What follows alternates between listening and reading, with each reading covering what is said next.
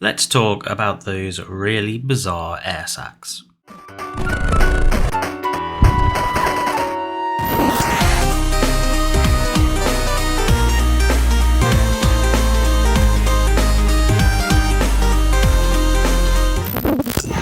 Hello and welcome back to Triclaw Gaming with me, Fletcher, and my review or quick discussion about the second episode of Prehistoric Planet that again I've literally just finished watching.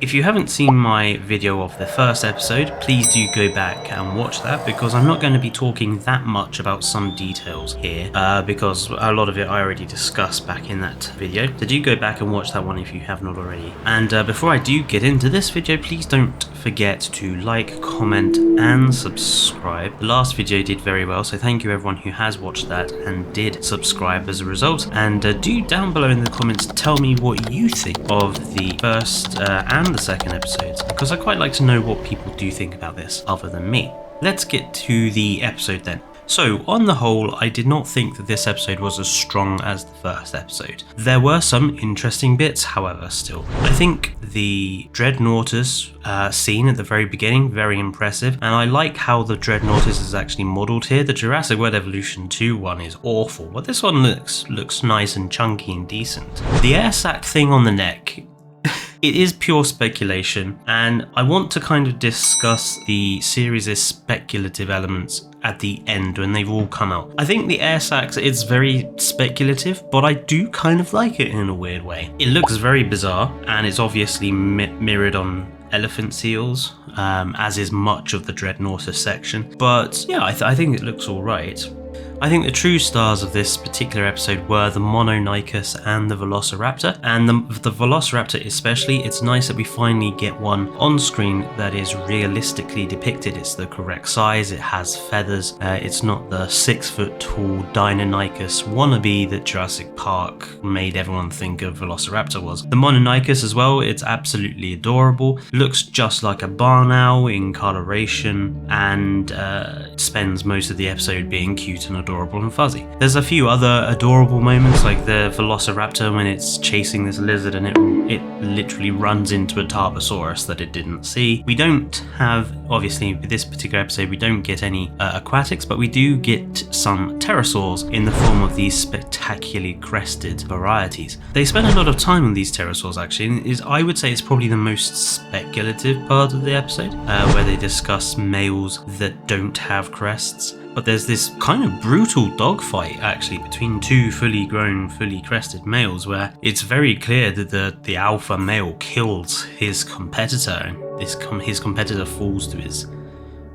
death. It's particularly brutal, which I like. I mean, this is a dinosaur documentary. This is supposed to be the natural world. It's not going to be all sunshine, rainbows and Chris Pratt turning dinosaurs into puppets. The grandeur does continue in this episode, like episode 1. There's this really beautiful scene of this oasis in the desert with all of the different dinosaur species around it, and there's this brilliant scene of this Tarbosaurus coming down to take a drink and all of the plant eaters moving aside. It's just a really great scene for me, I think. The music in this episode is still on point, and something I've learned since the first episode is that Hans Zimmer is doing the music for this show. And if you don't know who Hans Zimmer is, then you must have been living under a rock for the last God knows how many years. He has done quite a few very famous film soundtracks. He did the soundtrack to the latest Dune movie, the latest James Bond movie. He's done the soundtrack to the latest Top Gun movie. He did the soundtrack to the newest Lion King movie, to Dunkirk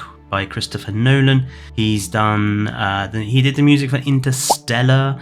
He did the music for, let's see what else, Rush as well, which was a Formula 1 film, which was quite good. The Dark Knight Rises, he did the music for that. And obviously the Pirates of the Caribbean films as well. So yeah, he's a very famous actor, and the chances are you have heard his work in any number of other films. And you can definitely get his style through the music in this program, especially with the pterosaur dogfighting. It definitely comes through a lot there. It's very piratey for want of a better term. I've decided what I'm going to do is I want these short videos to be entirely positive. I'm going to keep any criticisms I have about the program to the very end when all of the episodes have come out and I review the series as a whole. So I want to make these entirely positive. So yeah, episode 2, I didn't think it was as strong as episode 1, but still some very good scenes in it, still some very good dinosaurs in it, still some very good behaviors in it. I'm really looking forward to tomorrow's episode where we see the Dinoceras, because that looks absolutely wonderful. I will see you guys in the next video.